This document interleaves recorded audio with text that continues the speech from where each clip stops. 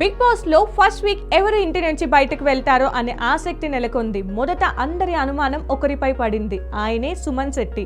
మొదటి రోజు నుంచి సుమన్ శెట్టి చాలా సైలెంట్ గా ఉండడంతో, ఎక్కడా కనిపించకపోవడంతో ఆయనే బయటకు వెళ్లేలా ఉందని ఫ్యాన్స్ అనుకుంటున్నారు. కానీ ఇక్కడే ట్విస్ట్ వచ్చింది.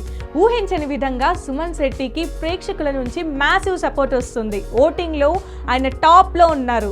అలాగే సీరియల్ బ్యూటీ తనూజ గౌడకు కూడా ఓటింగ్ లో దూసుకెళ్తుంది. ఇంకా మనోడు ఇమాన్యుయల్ కి కూడా ఫ్యాన్ సపోర్ట్ బాగుంది.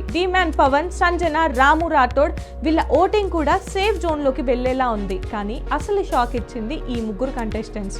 రీతు చౌదరికి చాలా తక్కువగా ఓట్లు వస్తున్నాయి. ఆమె కంటే ఫ్లోరా షైనీ, సృష్టి వర్మ ఇంకా డేంజర్ జోన్ లో ఉన్నారు. చూడబోతే ఫ్లోరా షైనీ లేదా సృష్టి వర్మ ఈ వారం హౌస్ నుంచి బయటకు వెళ్లే అవకాశం చాలా ఎక్కువగా కనిపిస్తోంది. మరి మొదటి వారం ఎలిమినేషన్ లో ఎవరు హౌస్ కి గుడ్ బై చెప్పబోతున్నారు?